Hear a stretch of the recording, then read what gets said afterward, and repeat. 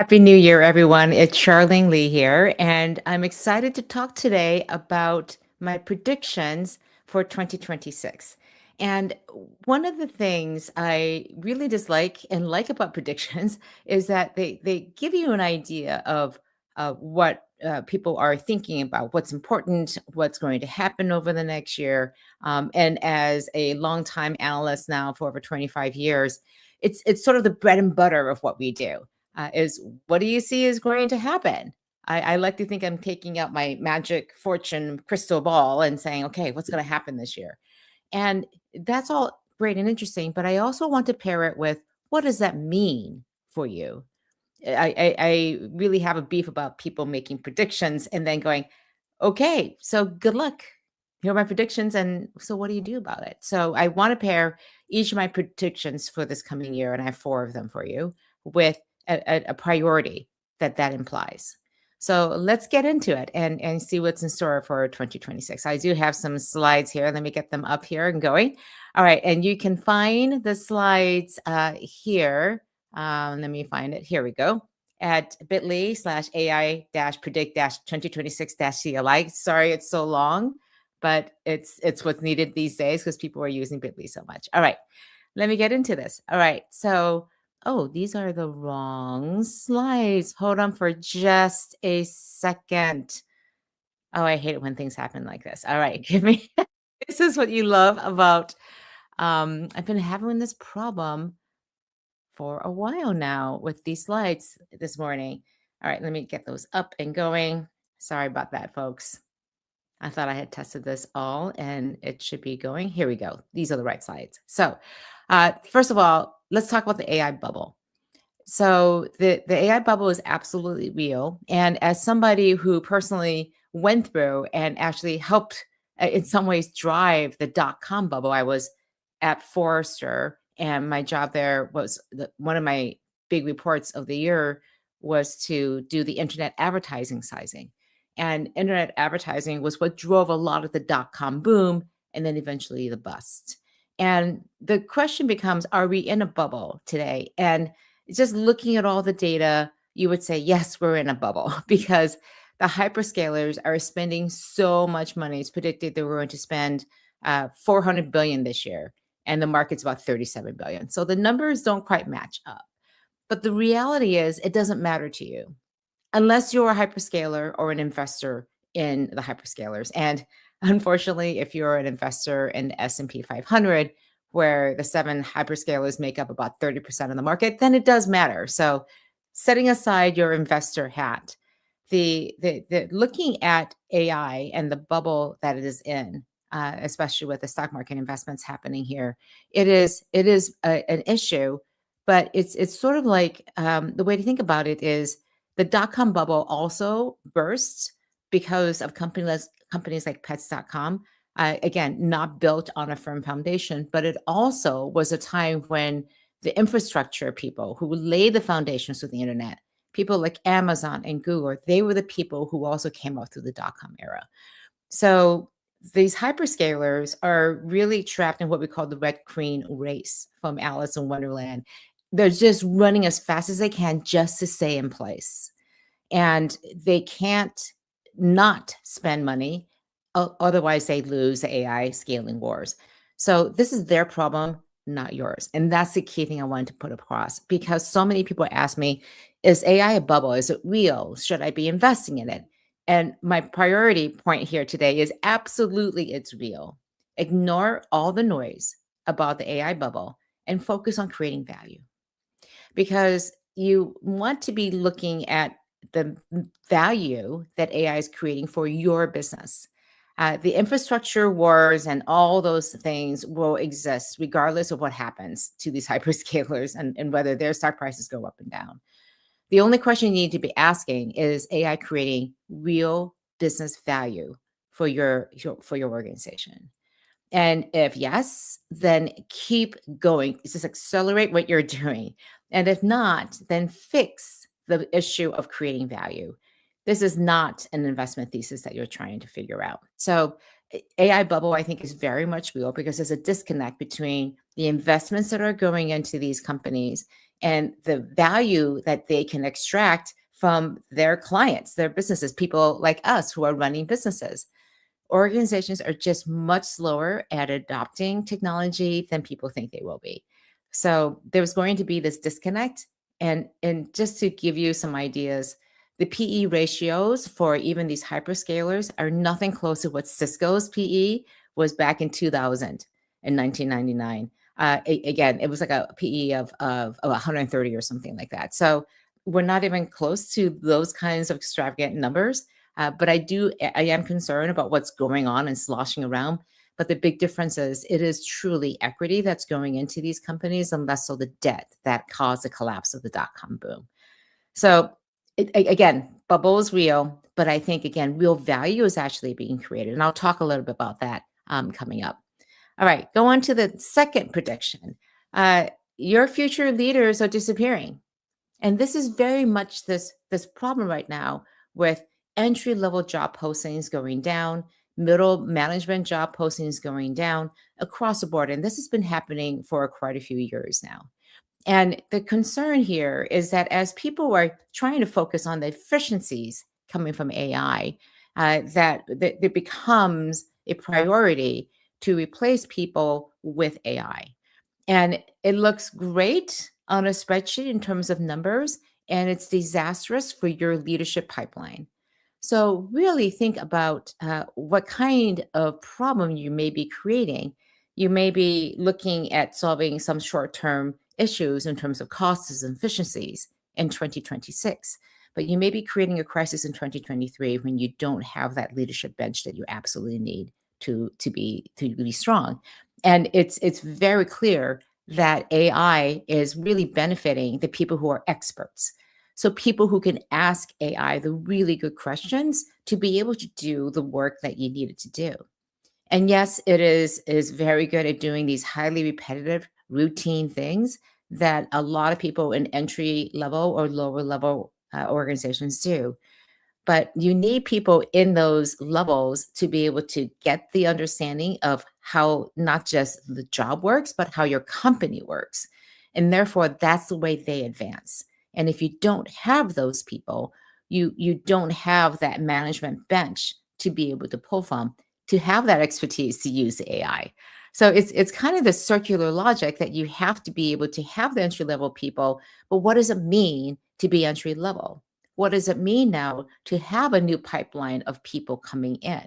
So I think 2026 is a key year for us to be thinking about, well, if these entry level jobs are going away, what does it look like to hire somebody out of college? Hire somebody at the very beginning of their career or fresh into your organization? How do you bring them in? And what jobs are you going to give them? So let me just talk about how this comes about as a priority. So when AI is becoming your source, again, these are the agents that are coming in. If they are becoming the source of your competitive advantage, I'm sorry, they're handling the routine tasks, then your competitive advantage comes from humans who can lead, judge, and inspire the things that AI cannot do.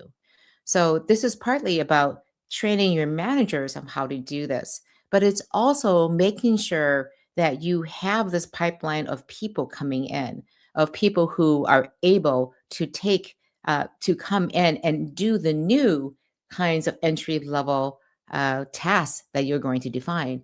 And there's going to be a bit of a disconnect right now because we're seeing the people who are coming out with the training that they have from colleges and universities to be of a certain type.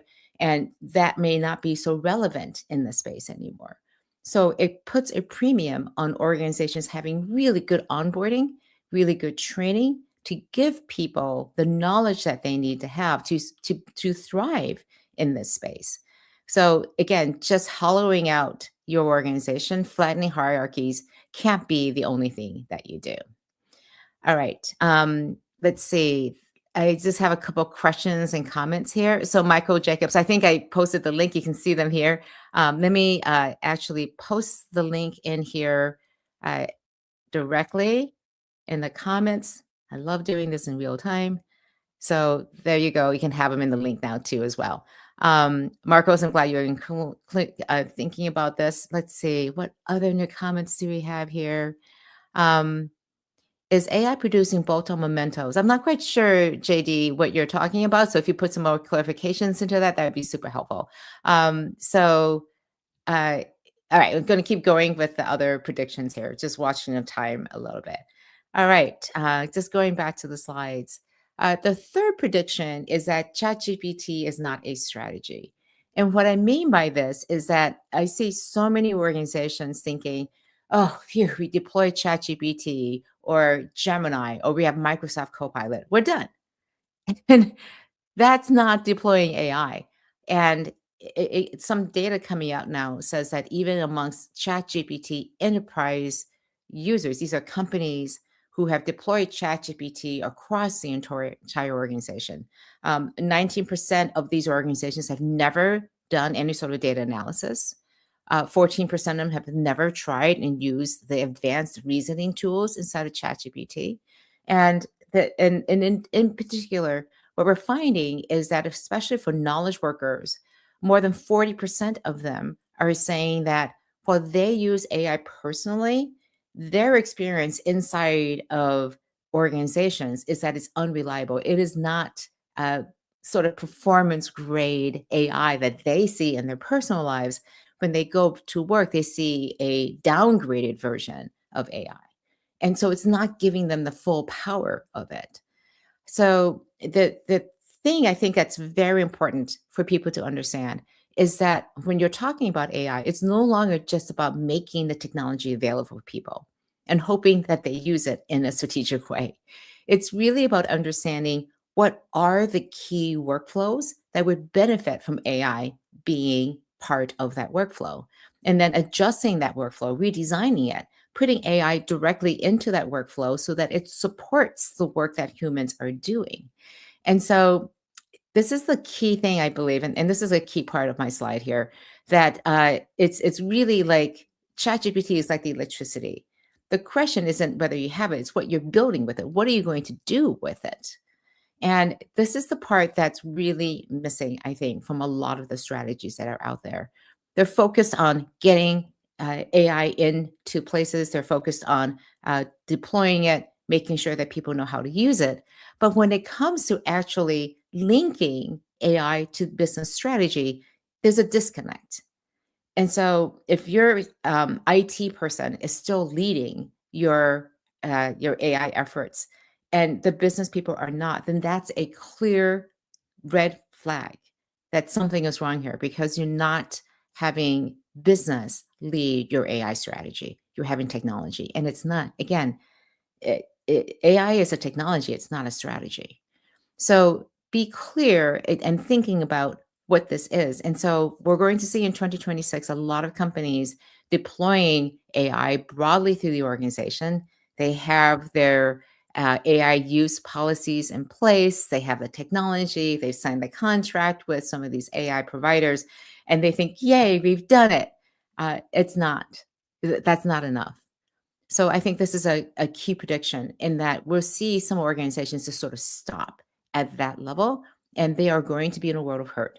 Because my last prediction is a really important one about, in particular, that let's see. Oh, let me just talk about the actual priority about using this. Sorry, so this is the actual prediction. So again, must be business led, moving from experimentation into again standardization. Again, things are already said. Okay, great. So let's go on and talk about prediction number 4.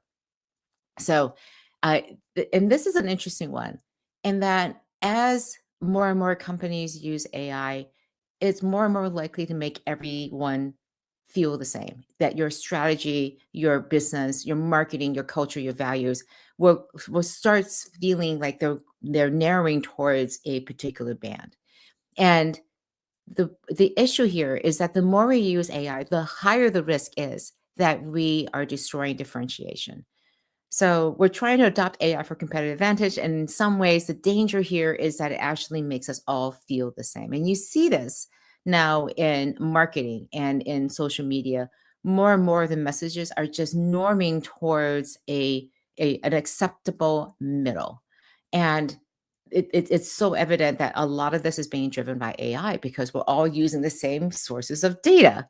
And I like to say that AI can be very creative, but only if we ask it very creative questions. And so this again requires the use of humans putting in their inspirations into AI and using it and making sure that that is the priority of the organization, not just to use AI, but to use it extremely well to amplify the things that are unique to you, not to make it sound like everyone else. And so I think one thing in particular is that while AI is the price of admission into business today, authenticity is how you will win.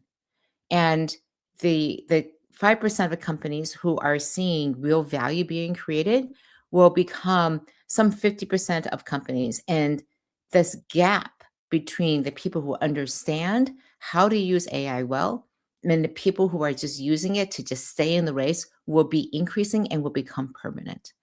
So I think it's so important this year in 2026 is to figure out how to use AI in a way that is going to differentiate you, create value for you, and in a way that is different from everyone else.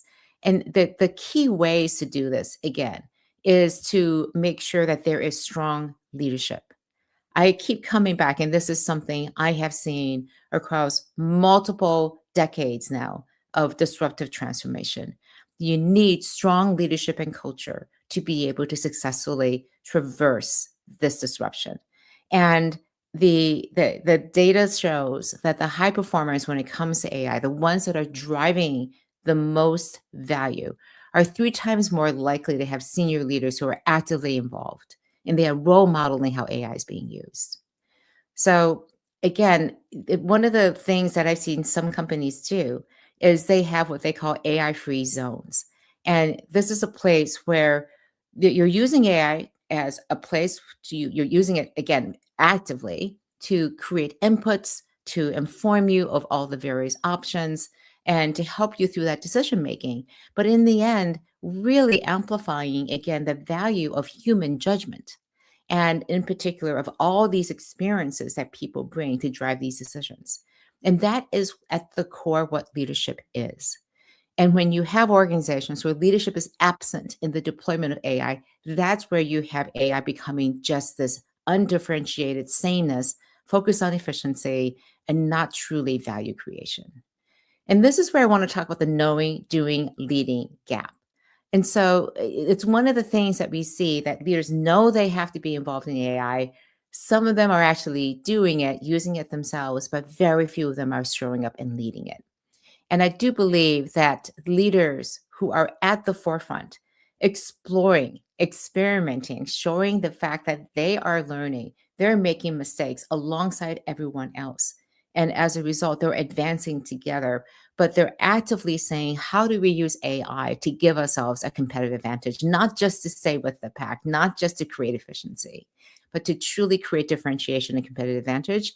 That is where the differentiation will come from, but it has to be an active, an intentional, strategic thing that leadership does inside your organization. All right, so I believe that is what I have for today. Yes, that is what I have for today. So I just want to see if there are any other questions and comments. I have this comment. I suspect this is my good friend Jay because he's talking about shareholder value demands optimization while resisting change, ergo short-term thinking. So again, if we talk about shareholder value, and again, we began this discussion with the AI bubble, that is very true. But again, I do find that boards are beginning to understand. Again, I've been digging into boards pretty deeply over the past month or so, and one of the things that boards are charged with is thinking about pushing the organization to think more long term. Executives know they need to think long term, but they, again, if they're measured on short term value, in particular the stock price, then they start thinking again about shareholder value, about driving efficiencies, all those things that we talked about earlier today, and all the bad things that happen because of that.